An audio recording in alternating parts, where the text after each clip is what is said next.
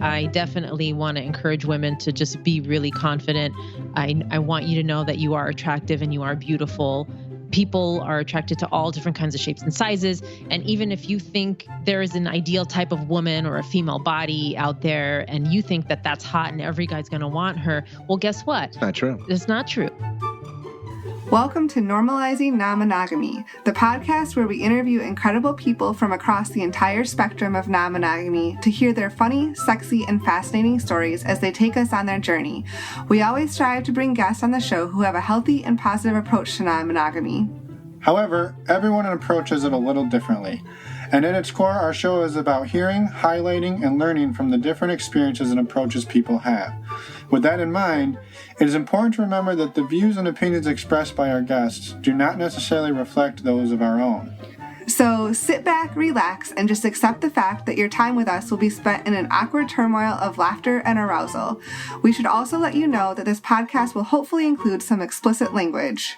If that kind of thing offends you, we suggest you keep listening until it no longer does. If you're under 18, you either need to stop listening or go get your parents and you can listen as a family. The choice is yours. Enjoy! Hi everyone, welcome to episode 11. I'm Emma. And I am Finn. And today we have an interview with the Priory Society to share with you guys. Yeah, they bring a lot of energy and a lot of great tips and tricks to the show. Some stuff that's coming up in future episodes of their show. We get a little bit of a sneak preview, so we wanted to say thank you to them for that and for coming on the show. Yeah, we had a lot of fun talking with them. Also, we just wanted to mention, as always, you can find us on our website at normalizingnonmonogamy.com. Please reach out to us, send us an email. You can also find us on Twitter under the screen name NNM Podcast or under the same screen name NNM Podcast on Castity.com. And also, it'd be great if anyone out there could leave us a review. We'd really appreciate it on any iTunes or other podcast platform. And if you do leave us a review and you sign up for Castity through our link, you can get 90 free days of elite membership. Another shameless plug. Every week. We also wanted to say thank you to everybody who sent us emails or left us feedback in the past. It's really helpful, and we really appreciate it, and we love hearing from you guys and interacting with everybody. Definitely, yeah. It's great. And we will jump over to the interview right about now. Well, guys, thanks for joining us tonight. We've got Eros and Isis from the Priory Society Podcast. They just launched, a couple months ago, and they're already crushing it. What do you guys got, like 2 or 3 million downloads by now? Almost. You're about 7 shy of the real number. We look forward to hanging out with you guys today and talking with you, getting to know you guys more. You getting to know us, and a little bit behind the scenes at the Priory Society studio. This is cool. Yeah, we're excited. Thanks for taking the time to come on, and we appreciate it. Yeah, definitely. We're excited for tonight. So I guess for our listeners who maybe haven't heard your show, do you mind giving a little background on just who you are, how you know each other, just, a little bit about... How you know each other. Yeah, how you know each other. Did you just meet before the show? So just give us that background and we'll go from there. Well, we've been married for about 1.5 years, together for 13 years altogether. We actually met online a while ago, and we've just spent every day since then together. We're very much in love. And then about 1.5 years ago, we got into the lifestyle, and we've been talking about doing a podcast for a few months because Since then. Yeah. I mean, it was crazy. We didn't have anybody showing us the ropes or guiding us along the way. No mentors, nothing like that. Nobody to tell us, hey, don't say this on a date. And right. We made a lot of mistakes. Yeah. So we figured, this would be a good way to give back to the lifestyle community and help other newbies along their journey, or give other people tips, and then really invite the lifestyle community into our secret society. Yeah. Well, congratulations on, on everything so far. I think it's really exciting. Yeah, absolutely. And I guess backing up, what made you guys decide to get into the swinging thing to begin with? Okay, I will take the lead on that because I was the lead pervert in that scenario. I told my husband I really wanted to experience women. I'm like, hey, babe, I think I like chicks. would you be okay if we experimented a little bit with another female? And Dude, that's a stupid question. Hell yeah. No, but then the more alcohol she had during our fantasies, when we would sit there and just talk about it, the more alcohol she got in her system, the more she'd be open to like, I want 2 guys on me. Right. Like, hey, what happened to the 2 chicks all about, over us? You know? She's like, I want 2 dudes. I want, surrounded by dudes. I want to do an airlock. I'm like, what the fuck is an airlock? And she's like, well, it's like you're plugged up in every hole. Yeah, a penis in every hole. Shit. We still have not done that, by the way. But I was going to say, has mission been accomplished yet or not? Not quite. No, mission is still pending. Yeah, we've done just full swaps at this point, and we're very happy with that. We've done a separate room thing already, and that was fucking awesome. But we do like soft swap. We just have to really like the person. So if we like you, then if you're hot and we click, then full swap. But we really have to like you to kind of do the not fully fucking thing. Right. But it's a lot I guess of fun. Once when Isis brought it up the first time, it sounds like you were on board for sure because it was 2 women. When it started to shift a little bit, did you pull back from that, or were you still on board with it and just kind of went with it? Yeah, in the very beginning, when it was only chicks and the ultimate fantasy for any male to be laying down with a girl sitting on his face and a girl sitting on his dick and him fingering 2 chicks, right? The ultimate fantasy that every guy has. Of course, I had the same fantasy, right? And I still do. But when the thought of guys came into the picture, I got a little bit more defensive. Now, I'm more open to it now, but in the very beginning, I felt, hey, my wife is a proper lady. She's a classy lady. She's wonderful. I don't want some guy with a fucking 580 FICO score to be like down there on her pussy, right? And I don't want just anybody down there, touching her. And of course, my lady, she's totally different. She's like, I don't give a shit, what this guy's background is, as long as he looks okay and, he's a clean guy and so forth. But here I am thinking, I want to pre-qualify anyone who's going to be in the vicinity of my naked wife. And so nowadays, and I felt it, we even in our fantasies, remember, sweetie, when we would talk and she would show me pictures and I would look at the picture of a dude and I'd be like, hey, that guy looks like a fucking freeloader. Like he, right. Like and I'd get a little bit upset about it. And then, but nowadays, talking to people, talking to single males, talking to other couples who engage a single male in their play scenario, I think, wow, that's pretty amazing because I can sit it out. I can take a rest in between, round 1, round 2. And so we have not done it yet. We have not played with a single male, but I think if we were to meet someone who's a good dude, good person, then we'd be absolutely open to it. Yeah. Okay. Cool. So you're not necessarily having to do credit checks at this point. Well, everyone's going to go through the standard check. Yeah. So everyone's going to go through. Yeah. Do like when they're not looking, I'm going to take a little blood sample. I'm just going to stick them. And a fingerprint. From something. Criminal check and shit. No, we're not that bad. But I think if someone smiles a lot, if they're confident, if they're outgoing, and if they're in tune with who they are and they're congruent, they don't seem like a fucking liar. Like, hey, I'm a single male, but your wife, I'm married, but my wife says it's okay. And if we detect anything that's fishy, we're out. And that's been the problem. I mean, we've been open to a single guy for a while, but we get in touch with people, we talk to people, they reach out to us, and there's just something fishy that happens, or there's red flags all over. And I'm thinking, you know what, man, I'm going to avoid that entire scenario. I don't want to have to Krav Maga motherfucker, in the middle of a situation. So anyway, we have to wait for the right person to come along, I guess. Right. No, absolutely. So what did that transition look like then from the time that you guys started talking about it, fantasizing about it, till the time that you actually made something happen in real life? I guess, what did that look like? So we had been talking and fantasizing in bed for, I want to say, like 6 months. Yeah. And we used to play the Sexy Truth or Dare app at home together, just the 2 of us. We'd pour some drinks and put names in the game, and we just detail fantasies, and then we'd go in the bedroom and we would fuck for hours. So those fantasies were getting pretty hot. So 6 months after that started, we're like, you know what, we need to go live. And we went to Club Joy in Los Angeles. It's a lifestyle club where you have a little membership. It's couples and single females. And we went to that club we went several times and didn't do anything. Oh yeah, it was awkward as fuck. It was very awkward. We just watched. Do you know that we were so paranoid of doing something wrong that when we walked in, our first interaction with a couple that was sitting down playing with each other, the girl was sitting on the guy's cock in a chair, and then the girl says to my lady, "Hey, come on here, let me feel your tits." So there we are, and then another couple approached, and it went something like this. Hi, my lady asked the girl, Can I touch your tits? Do you consent? And then the girl's like, yeah, go ahead. And then she'll turn to me. My wife would turn to me and say, she says it's okay. And then she would go back to the girl that's sitting on the cock. Can my husband, can he touch your tits as well?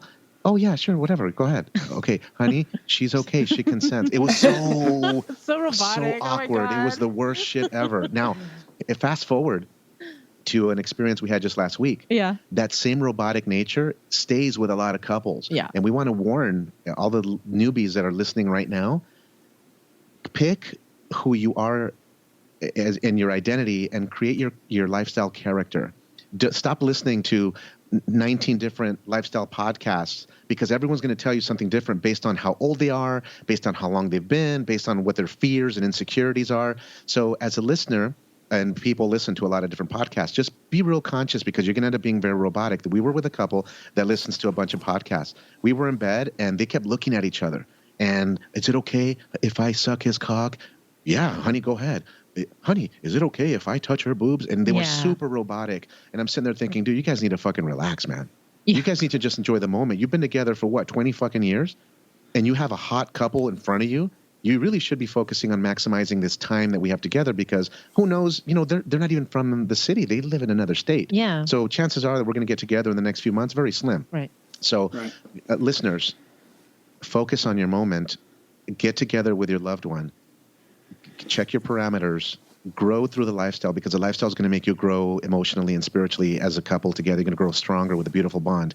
So with that comes, dude, let yourself go and be free. Yeah. Being safe, of course. If your rule is same bed, that's fine. But you don't have to be, French kissing your own wife every 2 minutes. Right. Because you want to stay connected because some fucking podcast told you to do that. And, or you're going to get into a hypothetical argument afterwards. And it's like, you know what, man? If you have to interrupt our play session every few minutes because you need to do something, right, then you're not enjoying the moment. And of course, my lady, what would happen to you? I would get distracted because I was looking down at him, at the guy who was on top of me, and all I could see was him looking over at his wife. And I'm thinking, wow, am I not attractive enough? Is he not interested in me? Right. And those thoughts were running through my head. So it just kind of messes with the energy. It's not as hot when you think your play partner isn't into you, that they're just going through the motions. Now, we just wanted to mention that briefly because we started talking about how robotic we were in our first club experience. And I realize your question is about our the time between we started fantasizing and we had our first soft swap scenario was literally 8 months later, because 6 months later after we fantasized a lot, we went to the club and then we met another couple through the club's website that has a little social media website aspect to it, and couples were reaching out, and we ended up having a dinner and wine with a certain couple that were also newbies, so that was perfect. We were kind of on the journey together. We did several soft swaps, and we were about to do our first full swap with them, and the guy abreacted, and he went into tears, pulled the girl out of the room, and they got the hell out of the sleeping room. That's the guy who stole our chips, our kettle chips, sea salt and vinegar. He took our bag, man. Yeah. And I think it was retaliation for me, like being with his wife or, tickling her downstairs cookie jar. And, when they started packing up their shit to leave, they had 2 arguments that night in the bathroom.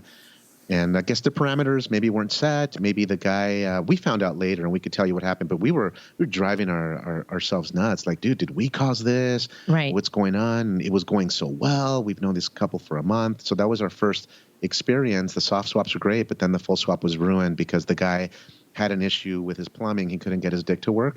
And the funny thing is that it worked beautifully when we were on separate beds in the same room. And he was able to not fucking analyze every single move his wife made because his wife was telling me shit like, oh, I love Mexican, man. Pound me, rail me. I want you to fuck me.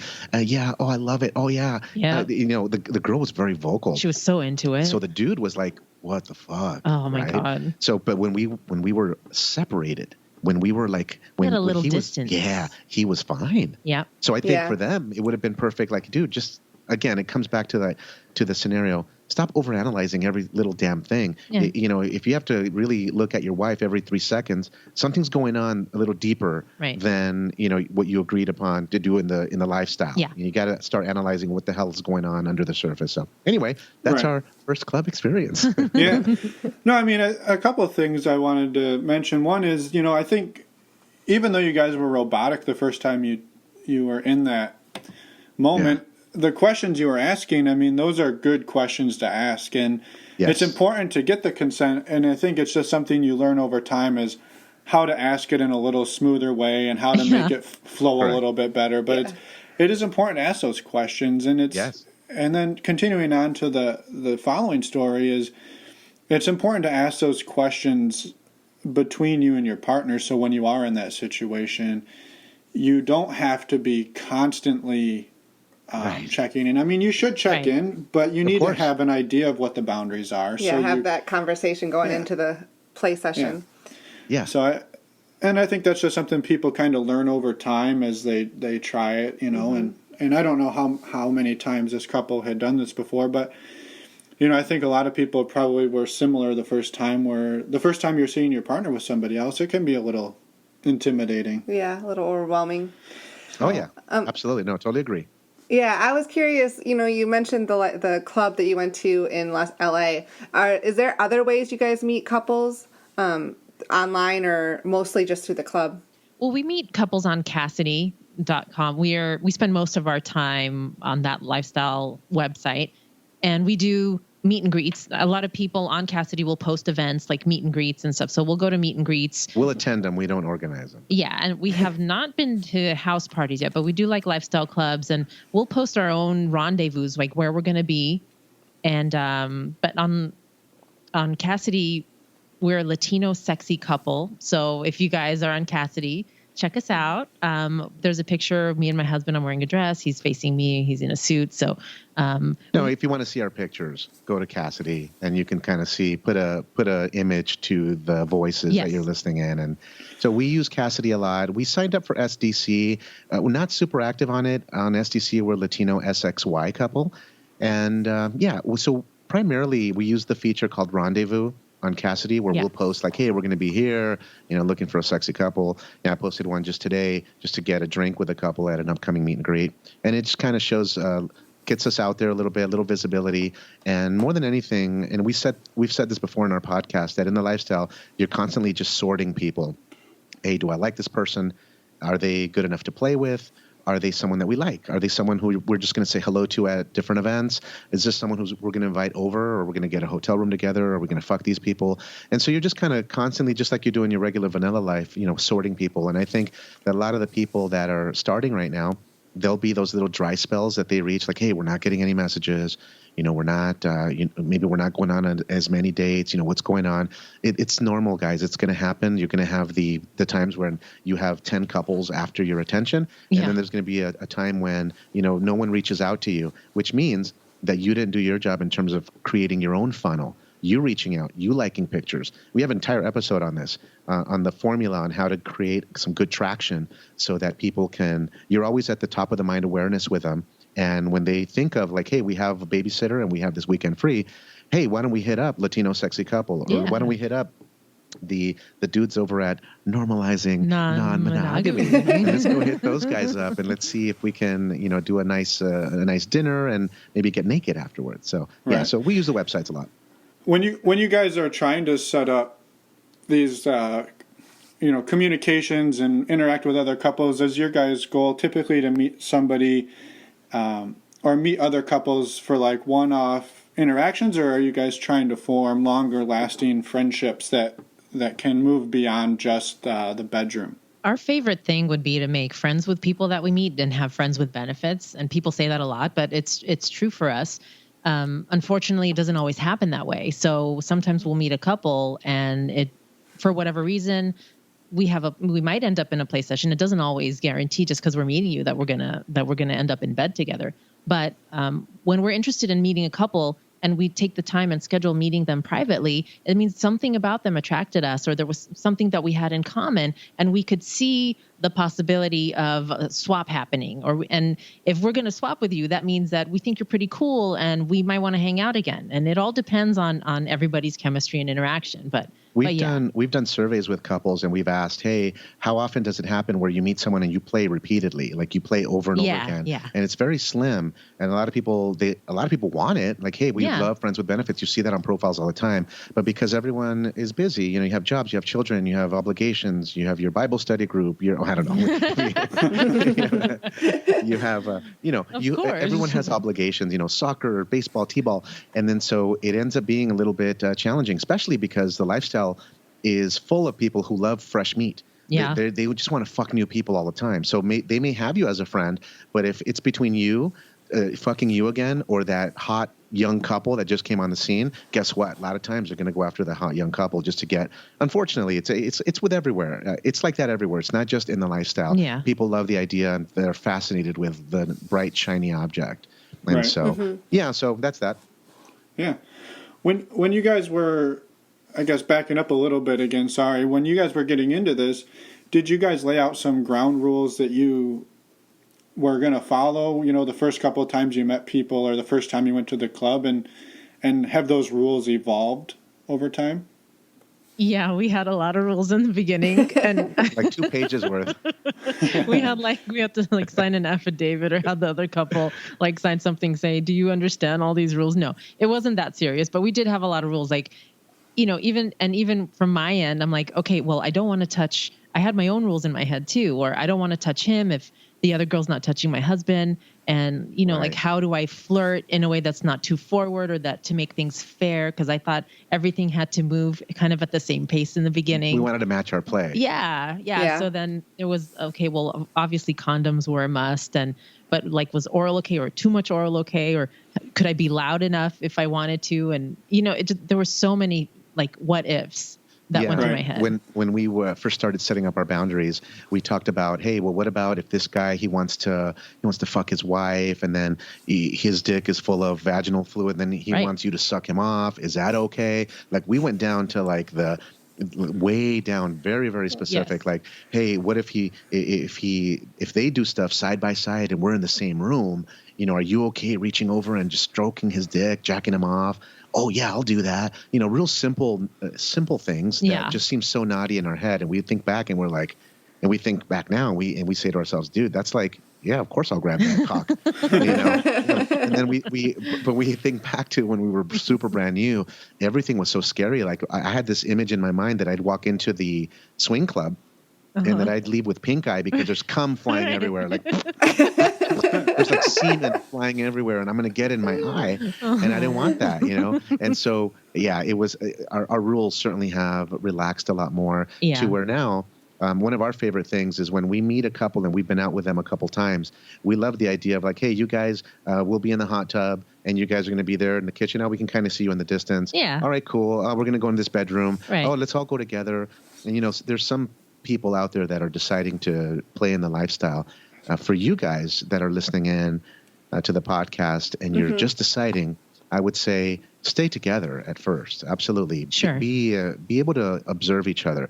And everyone says, I love to watch my husband. I love to watch my wife. That's the hottest thing ever. The reality is, dude, you've known each other for 30 years or you've been together for 5+ years. Right. Give them a break to have a little enjoyable time without you judging the noises they make, because the guy has a super large cock, larger than yours, and the girl's going to be holding back because she can't say, "Oh, this is the largest cock."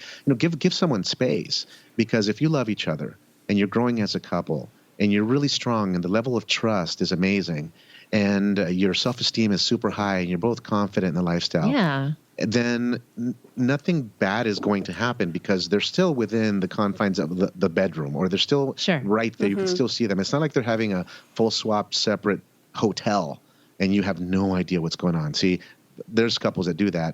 That's an advanced thing. But anyway, have you guys kind of worked into, or I guess not, have you guys morphed into separate play then over time? We have done it once, and I enjoyed it. My husband really enjoyed it. So two things on separate play. If you go out on your own date, and me go out versus would we play in separate rooms? Yeah. Right. Yeah. I guess both of those questions. Have you done either of those, or is that on the table at all? So we have done a separate room play where we were both playing with the same couple at their house, and we were just within earshot of each other. So that was pretty hot. I love that. It was one of my favorite experiences. I want to do it again with a couple we really like. Yeah. You know what I mean? That's fucking amazing. But in terms of going out on dates individually. Like separate dates, yeah, we haven't done that. We haven't done that for two reasons. The single guys that have been reaching out, I wouldn't trust those motherfuckers in my house, let alone with my lady alone. Right. At a hotel someplace. Fuck that. It takes a lot more trust. Definitely. But this is what we've said, okay? For those people that are listening in that are, kind of fly on the wall, hey, can I get a tip here? Can I get some insights? We would absolutely do the single play, but only if we've already played with that couple already and we know them, we know where they live, we know a little bit about them, and we know the model car, the fucking license plate number. I know where I can go to fucking talk to that motherfucker if something goes wrong, right? Sure. It's not just some random guy that makes a post and like, hey, I'm in town for the night. Fuck you, dude. Exactly. Enjoy your time at Applebee's. I'm not into that. No, forget that. But if we know them, if we've played with them already, I would say my lady's fine to go out with a dude. If they're a couple we've already played with, absolutely. And we've talked about it that my lady would be fine with me seeing the chick on her own. Oh yeah. If schedules are tight and we're both available, the chick, me, vice versa. So, absolutely. Anyway. So I think that kind of goes back to that making the friends with benefits where you feel comfortable. If I'm out of town for the weekend, you can go have some fun, and that becomes a little more natural, and you don't have to worry as much. And absolutely. Yeah, it's something that we've definitely strived for ourselves. So I guess with that in mind, are there things that you guys that are sort of on your bucket list or your fuck it list, as people like to call it, in terms of where you'd like to see things go, or a fantasy that either of you have that has not been fulfilled yet? I would really like for my husband to enjoy a hall pass with another female. Well, we both have that. Yeah. We both have that fantasy. I think that would be so hot. Either I want you to go out with a dude too. Yeah. And it could be, the same couple or maybe different couples that we've met, or if there was a single chick, or I don't know how it would work out exactly, but we've talked about having a hall pass with couples that we've met with previously, but I don't know if it would work out that way exactly, but just the idea of my husband being with another woman while I'm not there and hearing about it later, that would be hot. The only other thing when you talk about the fuck it list, our fantasies are kind of simple and more vanilla-like. And I'll tell you why, because we like the idea of obviously getting naked and doing stuff with a sexy couple, someone who we really enjoy and who we like and respect. But we also like the idea of going out and watching a musical theater performance and then going to fuck afterwards, right? Something where, we dress up, throw on a nice suit, or the gal in a nice cocktail dress, and, kind of do the whole thing where we did this one time, and it wasn't quite what we envisioned, but we our credit cards always send us invitations to, special events, VIPs, things like that. Right. And so we got invited to a film premiere.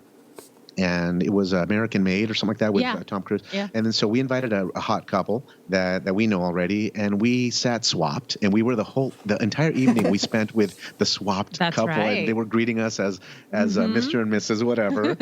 But I was with the other chick and my lady. That was great. It was so fun. It was so innocent. Yeah. But we like that stuff. Like, hey, let's hang out. Let's take a quick day trip together. Let's go to a vineyard. Let's go hit up a winery. Let's go to Vegas for a weekend. We like that type of stuff, and that really drives us nuts. Hang out at the pool and do the whole thing. And I prefer, I don't know, my fantasies tend to revolve more around a one-on-one interaction versus like having big orgies all the time where it's 10 people on one bed. Some people think that's hot, and if that turns you on, that's great. But that's not where our fantasies have gone. I know for you and for me, the whole thing about, I don't even want to have another couple on the same fucking bed. I want my room. I want space. No, I mean, I like, listen, because there's some people out there that are heavy squirters, And if there's a room with one bed and we rented that room and we're going to spend the night in that room, that's going to be a huge fucking wet spot. So like the 2-bedded room, that's a good thing, right? Hey, you're a squirter girl, go on that bed. Right. Go do that and we won't touch that bed later on, right? I think it's hot squirting. Yeah. Oh my goodness. I mean, you feel like the king of the realm, right? If a girl squirts, even though you may have not had much to do with it, they're in tune with their body. Sure.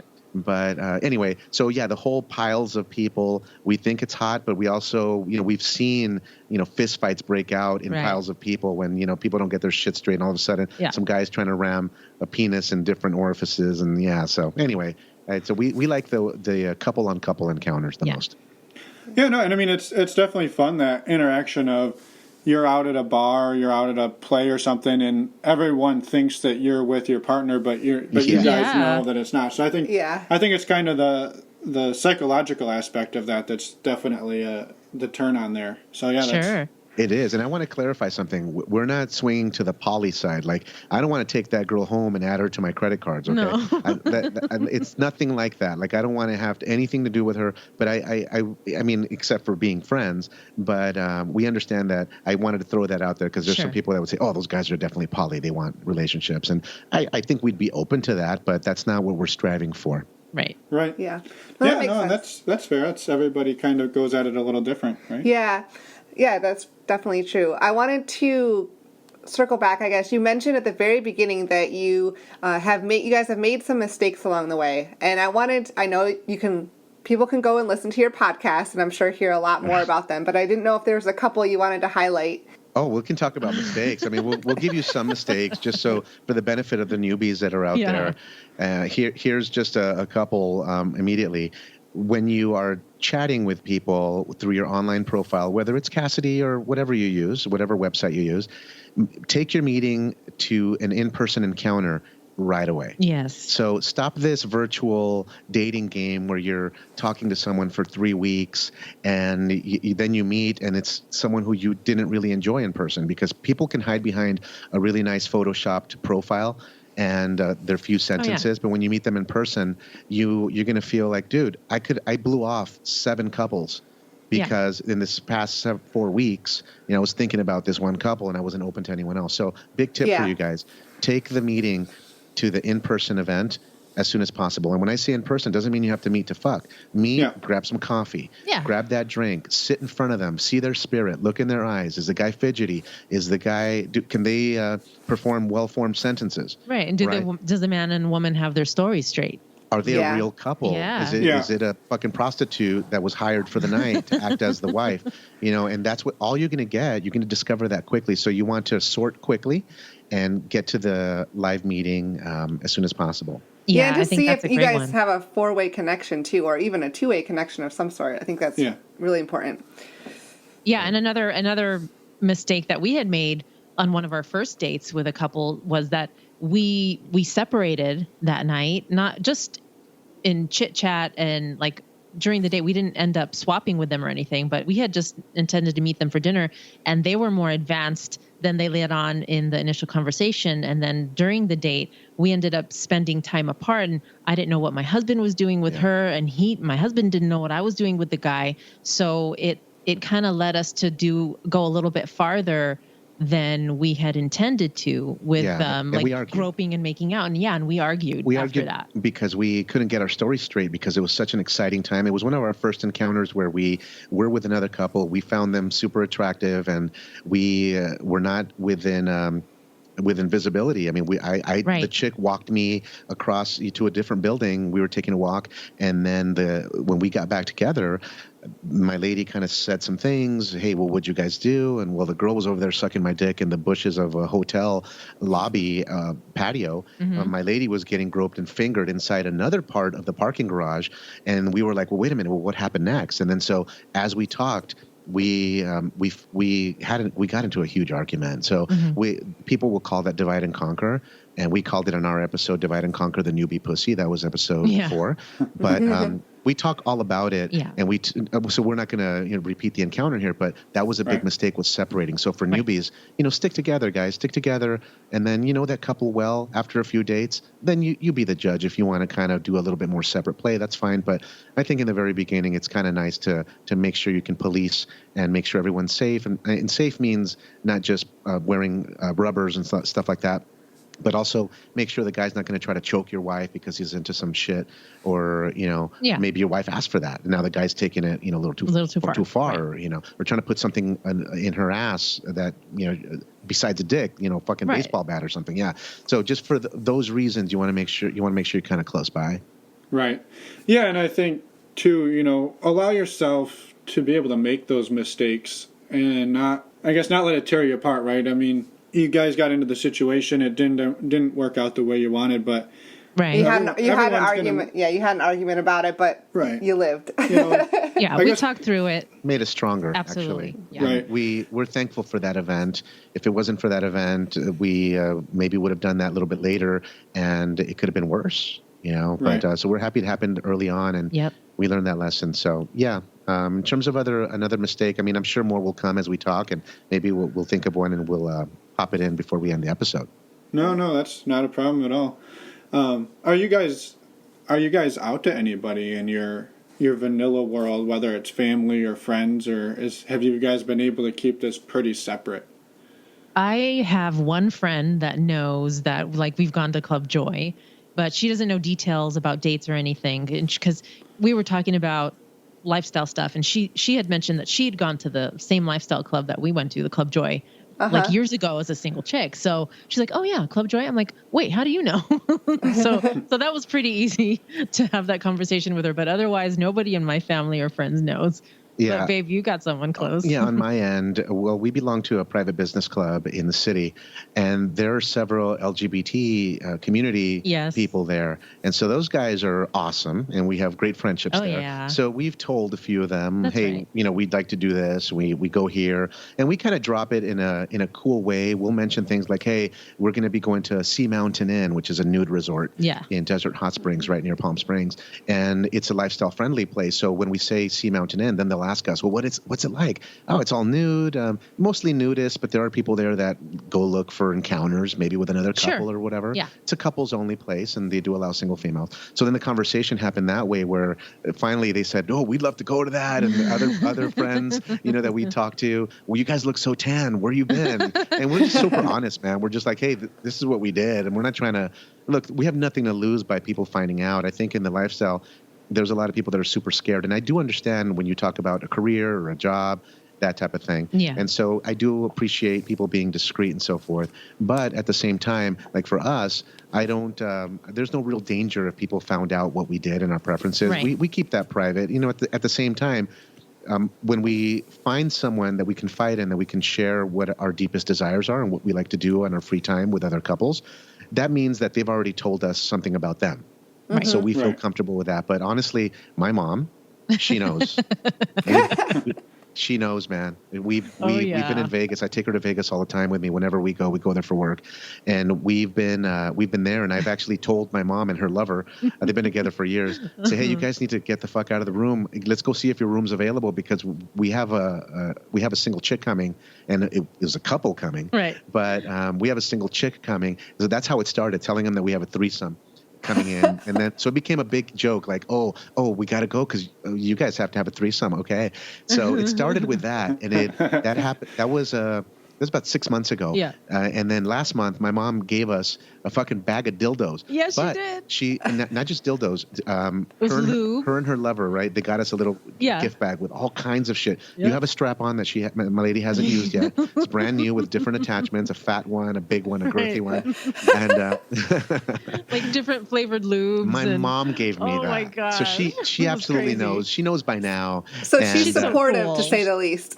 Oh my goodness, she's so cool about it. She knows, and I don't even care, because we've had such a deep and beautiful relationship, and we've always told each other everything. And actually, the way it started was that part of the way it started was this past Christmas.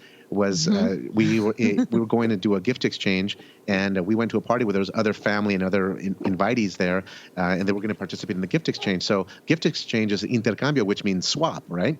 So I was joking around with my mom. I'm like, okay, so I'm here for the exchange. Who's my girl? Who do I pick? Who am I with tonight? And she's like, oh, shut up. Oh, which one do you like? Do you like her? So it just became a huge joke. And my lady gets along beautifully with my mom, and they're always chatting. So, dude, we have cigars together. I mean, we were having cigars with my mom the other night. We drink together. Yeah. So we have a different relationship. So she knows. No, that's fantastic. I think a lot of people would be thrilled if they're coming out to their parents or their family went that smoothly. Yeah. Definitely. Yeah, It's like it was a process, but it's out now. Right. Yeah. We actually met one couple. We met a single guy a couple of years back that was at a house party, and he had he had sex with the mom or the lady, and after they got done, she goes, "Stay here. I need to go get my daughter. She would love this." And they were like at a house party, and they were there as like a mother-daughter team, and she went and like got her daughter. Yeah. Wow. Oh, you know man. what? I would do it. That sounds great. Like you do both of them. I'd love it. I'd start with the mom, and then I'd move on to the younger version. You do of the mom first. Yeah, if the mom looks okay, generally genetically speaking, the offspring's going to look okay. Sure. Right? I would do it. That sounds great, man. Yeah, we thought it was a funny story. Yeah, caught us a bit off guard, but I mean, hey, if they're happy, who are we to judge, right? Right.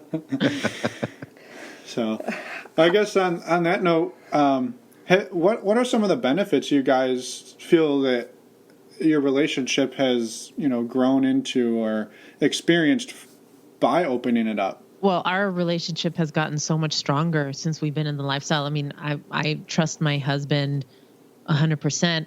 Our trust for each other has grown even more. Our communication is so much better. I mean, we tell each other every little detail about our fantasies or how we're feeling or what's on our mind, even outside of lifestyle stuff. And it's just been amazing that we can be so honest. Like, hey, I think that guy's hot. And my husband will say, oh, I want to fuck that chick. I'm like, yeah, go ahead. I mean, that's great. That's hot. So the fact that you can be completely open and honest with your partner makes everything better.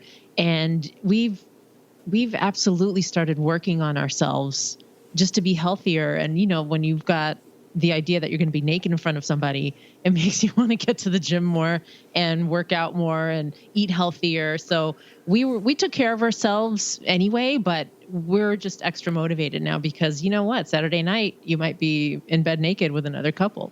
But everything's gotten better since we've been in the lifestyle. And it's been a lot of fun. Babe, do you have anything to add to that? Yeah, the communication aspect. If you can talk about like, hey, if you're confident enough and you're evolved enough as a spirit where you're okay with another guy fucking your chick, that's pretty damn cool. Yeah. And if you can do that both ways, the lady is okay with the guy doing stuff, that's pretty amazing. I believe that swingers, people in the lifestyle, are an evolved species. I believe that you have to be an evolved person to be okay with things, right? And so it's happened to us, and that's part of the reason why we started the podcast as well, the Priory Society, was because we felt that we wanted to impart some of the stuff that we'd been learning along the way to other people to help shorten their learning curve and to allow them to maybe not make the same rookie mistakes that would cost them time and money and maybe time spent arguing that you didn't have to do if you kind of just talked about it beforehand. Sure. And so the lifestyle is it's just been a wonderful thing for us. It's brought us closer together, like my lady said. But in terms of like, hey, we were already in love. Oh yeah. But that extra level of being close to each other. We always do, and I encourage your listeners to do what we always do is called an after action report after every play session or even if it's just a date at a meet and greet, so forth. We always discuss the good and bad of the ugly about what happened, what could be improved, what went well. Why didn't we move to a hotel? What did you sense? Why'd you give me the code word? Our code word when we're not having fun with a couple is we start doing non-sexy talk. Then we start talking about, politics and things like that. And, we leave, we exit from the scenario very quickly. I mean, but we're able to do that and we don't feel bad about it because we're so in tune with each other that our relationship is paramount.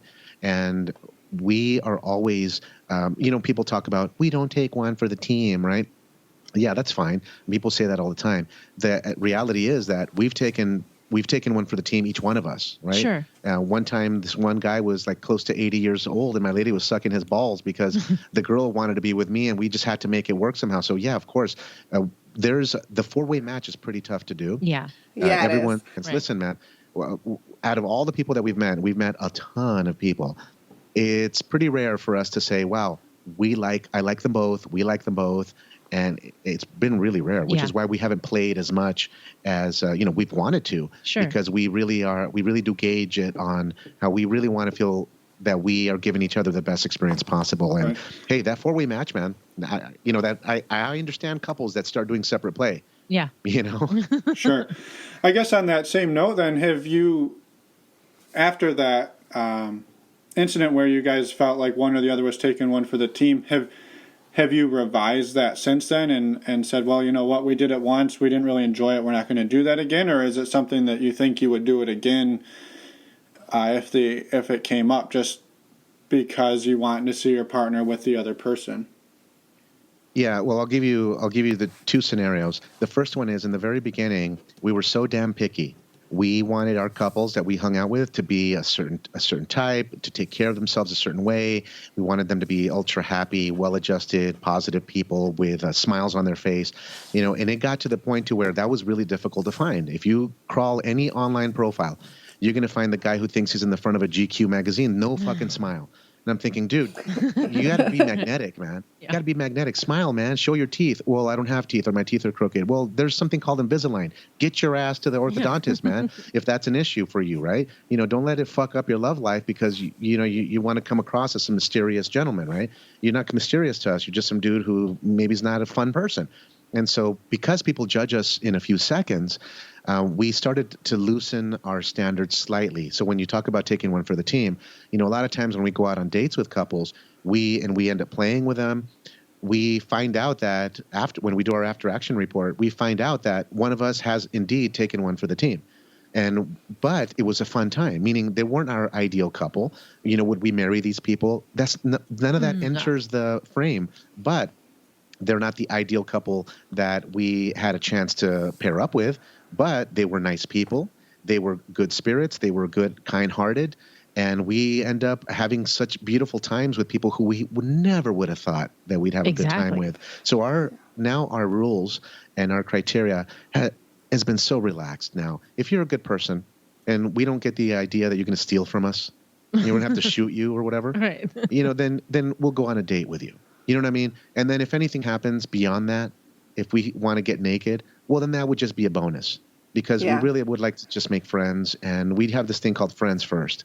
And because we want a certain level of confidence and being comfortable in a play scenario, if we already look at them as people who we can go to the movies with, people who we can invite over for a barbecue. Right. Yeah. And it just adds a certain layer of intimacy, which is wonderful. Yeah. It sounds like it hasn't been so much that you've really lowered your standards. It's more that you've been willing to open up and accept maybe that what they're showing at face value on a profile isn't necessarily who they are, and you're more willing to meet and see if there's more to it than that. And it definitely.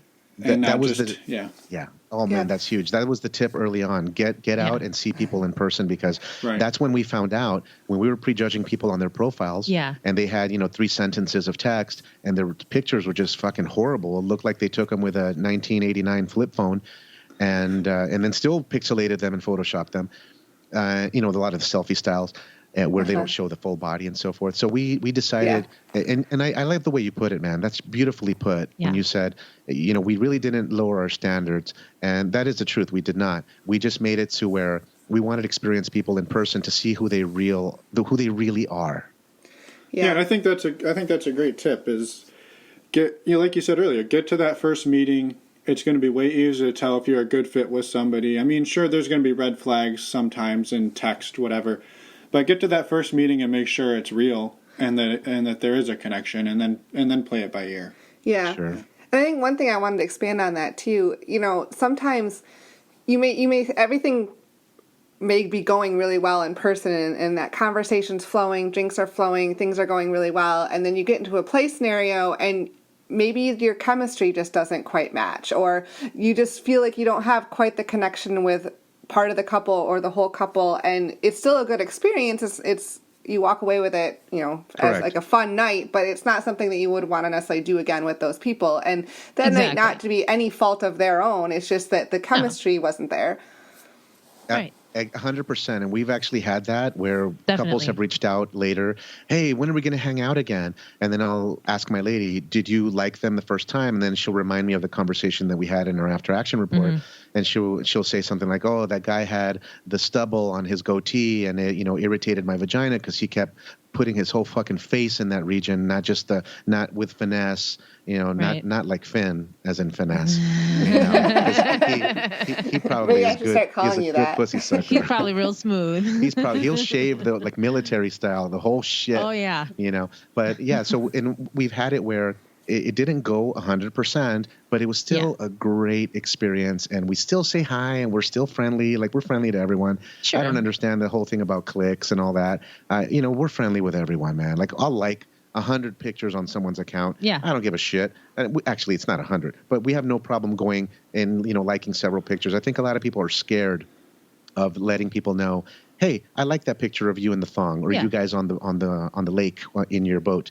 I think people, if they did that more, and it goes back to our tip earlier from create a funnel, create a good steady flow of couples, or whatever you're looking for, to be interested in you, to be on their radar. And that goes by, hey, don't be so damn weird about sending a flirt or liking pictures. Like pictures all around, man. Let people know. You're not going to hurt anybody, and no one's going to feel that you're some kind of perv. And if they do, well, they were not for you anyway. So stop worrying about it. Yeah, no, absolutely.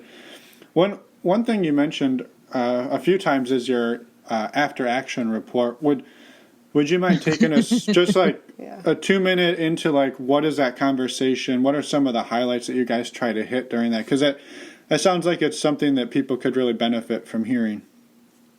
Sure. So, like we said before, anytime we have a meeting with a couple or a meet and greet, we'll ask each other what went well, what didn't go well. So if we're on a date with a couple and then, you know, it's over, we go through the whole evening, and not like word for word or play by play, but we'll say, hey, you know, what did you like? My husband, what did you like about the guy? Was he smooth? Was he a good kisser? How was his dick? Did you enjoy it? Yeah. Did it work pretty good for you? Was it a good size? And more than anything, we're fantasizing about the encounter. But during the fantasy about the encounter, when we're repeating and we're getting ready to fuck ourselves as husband and wife, then we're already replaying the best parts of that encounter so that I can replay it back to my lady during sex with us. Yeah. So I can remind her, like, oh, was he doing it this way? What did he do? Did you like it when he did this? Mm-hmm. So it makes me a better lover because I can get tips from another man who I would never be in that scenario with that motherfucker. That's true. But he did something to my wife and she's telling me what he did. So now I'm able to try it out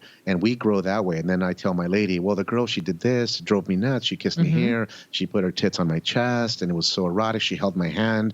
You know, she held my hand and interlaced her fingers when we were fucking, and it made me feel like, dude, this is like my first girlfriend. You know, how you love each, you know, and she did something cool like that.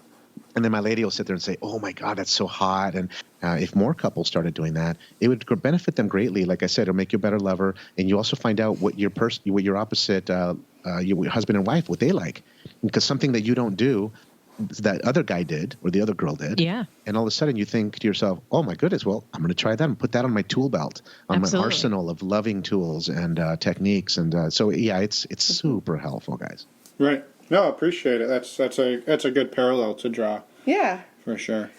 Well, I guess we're kind of getting close to wrapping up here. We just had a couple of last questions for you guys, if you don't mind. No, let's do your questions. Is there anything? I know we've talked about a lot of things. Is there any last little bits of advice that you would want to, like, one or two sentences that you would say, I wish I knew this on day one when we started this, that you think any new listeners or newbies to the scene would benefit from? Sure. I mean, as a female, I wish that I knew how attractive I was to other people because I came into this with a lot of my own insecurities, and I definitely want to encourage women to just be really confident. I want you to know that you are attractive and you are beautiful. People are attracted to all different kinds of shapes and sizes. And even if you think there is an ideal type of woman or a female body out there and you think that that's hot and every guy's going to want her, well, guess what? It's not true. It's not true. And there's an equal amount of men that are going to be attracted to you. And it's may not just be your body. It's probably going to be your smile and your personality and your sense of humor. And it's really about the whole package. So don't underestimate yourself and don't sell yourself short. The fact that you can have confidence and be your true self and really express yourself and ask for what you want during play and in bed is very empowering, and men are attracted to confident women who know how to ask what they want. So I would say just remember that, smile and be yourself and just put yourself out there because people are attracted to you and they do find you beautiful. Yeah, and I agree 100%. Yeah, and I would also caution people when they're meeting couples about flakes, right? So there people in the lifestyle can be very flaky. Like we've met flakes, and we rarely give a second chance. I don't think we'll give people a second chance at this point. No, we actually haven't given second chances to people. I do want to caution the newbie listeners out there that you've heard from other people, oh, the lifestyle is a wonderful place, and it really is. It's a wonderful place for you as a couple, as a team, as a unit. And also you're going to have some goofy motherfuckers out there too that are sneaky, but also some people who are just going to waste your time. And I'm talking about you court them for 3 weeks and then they're going to no-show. Why? Well, they probably weren't a real couple to begin with. It was just a single guy fabricating stories, sharing pictures that he stole from someone's Facebook or what have you. And so one of the things I wish I would have known early was to watermark my pictures early on. There've been breaches in social networks and so forth. And if you have pictures of yourself and your face, people will take those pictures and create secondary online profiles, and they'll pass themselves off as you. And so watermarking your pictures, adding your logo, adding a name right across the titties or whatever. And a lot of people will say, well, it's going to ruin the integrity of my pussy pic or of my, it doesn't matter, man. Put a logo on there, let people know this is us. Here's the other thing. A lot of couples will screenshot your pictures. And so you want them to know whose pussy they're looking at. And they're going to know because your name's right there. Right. Because they're going to end up with 1,000 pictures in their phone. So make sure, another thing we wish we'd have known earlier is if you're going to share a picture of your pussy or your asshole or your titties, make sure there's no face in that same picture. So crop anything that has extreme nudity, crop your face out, pixelate it, put a cartoon overlay, do something on it. And then feel free to share all the other pictures that are vanilla type. Hey, here's us at dinner. Here's us in Vegas. Who gives a shit if those pictures are out there? Because what's the worst that can happen? Right. Oh, hey, you're on this network. Yeah, it's a network where I find buddies because my Facebook friends are all fucking losers. They never want to go anyplace. This is a place where I can find people who I can be myself with, who I can make those dirty, raunchy jokes with, and they're going to laugh. They're not going to report me to HR department. Exactly. Yeah. So I would definitely agree with your point on the pictures. Like my rule is either if there's nudity, there's no face, and if there's face, there's no nudity. Perfect. Yeah. Perfect. Love it. So those are some quick tips. Yeah, we usually ask if you guys had a favorite resource that you guys utilized when you started getting into this that was sort of how you learned about some of the things. I know you talked about early on that you didn't really have a guiding light, but as you've kind of progressed, have you sought out any other resources that you think would be useful to people? Look, the internet is an interesting place, and you'll find yourself, man, look. You can go down the dark hole on the internet. You need to be careful, man. Look, with all the people that are out there searching for tips and strategies on how to become a better lover and so forth, I would say we didn't do this early, and we probably should have, is identify a podcast that you resonate with. Listen to the Priory Society Podcast. Listen to Normalizing Non-Monogamy. Go through it and listen to them often. Don't just listen to one episode one time because you're going to miss certain things. There's like a low percentage of retention when you're learning something. So you might have to repeat it. So definitely do that. Find a podcast that you resonate with, people who are true and honest and who are your style. We may not be your style, and that's fine too. But find someone who you resonate with, and then don't take their teachings and their experiences as like the end all be all. Right. Yeah, because again, they can only give you advice from their own insecurities, failures, and successes in life. And if they're not super outgoing like you are, well, then your experiences aren't going to correlate, right? So you might need to listen to several and maybe take bits and pieces from different people that are teaching. There's a lot of blogs out there too. We did some research, And I don't go on the internet that much in terms of looking for things, because I was doing research the other day on an episode that we call the Sacred Cube of Success, that makes you a better person, that attracts more pussy and dick. And I ended up on some videos of people shitting in each other's mouth. Like, it was crazy. So you just got to be. I couldn't watch them all. Is that part of your cube? No, that's level 2. No, I'm just kidding. No, it's just, internet is interesting. Look, so here's the other thing. When we put together our podcast, it was really out of necessity, and out of the necessity for us to journal our experiences. And also, while we're journaling what we did, we thought we'd kind of reach and help other people out there, and also seasoned podcasters, seasoned listeners, seasoned lifestylers. They would find get a laugh, get a chuckle out of the silly experiences that we found ourselves in. So you guys as listeners, you'll find something that you resonate with, and then you'll decide, hey, because look, success leaves clues. And you will know, hey, I want to follow that person. I feel good with them. I feel they're real. I feel that their shit isn't totally fabricated. I feel very comfortable with them. That's great. They're not trying to sell me shit every fucking episode, that type of stuff. Right. And you're going to find people who you resonate with, just like you are in the lifestyle when you're identifying partners. So I think the other big thing was we ended up going to live events often. Yes. And we talk about this as well, is get your ass to meet and greets, takeover events. Go to these week-long events, go to the resorts, go to where a lot of people congregate, because especially if you live in a town where you don't have a ton of swingers to pull from on a given weekend, you want to get yourself to where there's a lot of people, and you're going to get some wonderful advice. You're going to make friendships for life, and you're going to get some really cool tips and strategies just by talking to people around the pool. And that helped us tremendously when we started going to the big parties. Yeah. Cool. I think those are very good tips. Yeah, and I think along those same lines, I might just add too, like, be willing to go to events that aren't necessarily going to wind up in playing with other people. So whether that's a meet and greet or just, a day resort where it's just to network and feel comfortable and build up that confidence. So when you are ready to move on, it's a little more natural. Totally agree. Yeah. Well, thank you guys again for coming on the show, and thanks for, putting together your podcast. I know it's a little bit different flavor than a lot of them. I think you guys are one of the few coming from the West Coast. There maybe is one or two others out there, so it's nice to hear a little bit different flavor. Yeah. For listeners, I guess, can you mention where to find you guys? I know you mentioned the name of your podcast, but do you want to plug your website or anything? Sure. The website is priorysociety.com, and you guys can message us. The email is info@priorysociety. And the Twitter handle, we're on Twitter, is @Priory Society. I'll just give out our other websites too. You can find us on Cassidy as Latino Sexy Couple, and SDC.com as Latino SXY Couple. And you can send us a message on the Kick app as Latino Sexy Couple. So that's all the ways you can get a hold of us. And the only thing we ask is that if you are going to reach out, let's just say you want to reach out because you've listened to some episodes and you have a specific question. We love that. We deal with that beautifully. Right. We love the listeners, and we love to be able to provide you additional feedback. If you're going to reach out because you maybe find us attractive, please do a little research, like read our profile and hit us with something interesting about our pictures or something. Don't just say, hey, how you guys doing today? Right. Because usually I'm at a construction site and I'm pissed, and I don't want to hit you back with, dude, leave me the fuck alone, dude. I have 2 guys showed up, called in sick. The inspector's coming. What the fuck do you want?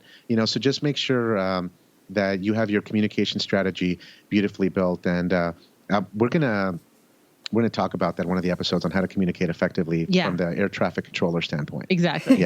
I think that's a good tip, and being able to connect with people is more than just sending them a dick pic. And you've got to find out something interesting about them, comment about it in your message, make it feel like you're not just spamming 1,000 different couples with the same template. So. Right. You're going to elicit a better response from someone if you make the message a little bit more personal. Yeah. And you put some effort into it. Hey, Finn, can I share with your listeners a 30-second strategy that's going to help them tremendously? I suppose we could allow that. Yeah, go for it. All right. Okay, so we have something called the air traffic controller strategy, okay? I'm a private pilot, and I don't fly big jets or anything. I just do it for fun. And, small planes, Cessna 172s, Cirrus, small planes, single engine. Whenever you're talking to the tower, or you're talking to a different approach, air traffic controllers, here's what they want to know. They want to know, who the fuck are you? Where the fuck are you at? What do you want? And what information do you have before you do what you want to do? So if you put those components in your email, you can have a massive success. So, for example, hey, this is Cirrus, Alpha Mike at the Blue Hangars, permission to taxi with information Bravo. And then they'll come back with, okay, cool, you have that. What do you want to do after you take off? Oh, straight out departure, with this, going here, great. So when you hit us up and when you hit up, Emma and Finn, and you send them a message, you want to say something like, hey, this is who we are, this is where we're at, this is what we'd like to do, this is the information we have. So that's when you do a complete air traffic controller strategy, you're going to hit them with like, hey guys, we're Latino sexy couple, saw your picture of you on the lake, love boats, love that you do love that you have pets. We have 2 dogs. Look, you guys look amazing. We love that you're smiling in a lot of your pictures. We're located in Los Angeles, California. We realize that you guys are close by. Let us know if you'd love to have a drink one of these days. Sure. Something like that. Okay? Yeah. Don't just say like, yo, can I put my things down on it? Yeah.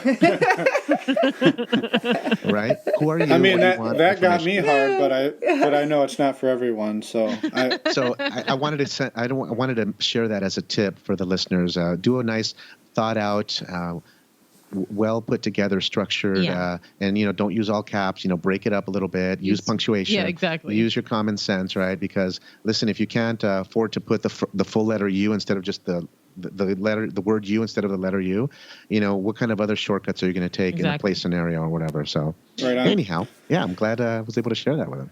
No, that's great advice. So I appreciate it. Yeah, thank you. And I guess we appreciate you guys coming on, taking the time to chat with us, and thanks for having us. Sharing some insight, maybe some sneak peeks into what's coming down the pipeline on your show. So again, thanks a lot. We appreciate it. We appreciate you guys having us on. Thank you so much, and we'll see you guys on Twitter land. Yeah, we'll continue to hang out there as well. Yeah, thank you guys. For sure. Well, have a great evening, and we'll be in touch. Hey, thanks, guys. Have a good night. Bye. It's us again. Surprise, surprise. We wanted to thank the Priory Society. We had a blast talking to them, and I hope everyone enjoyed their interview. Yeah, go check out their show.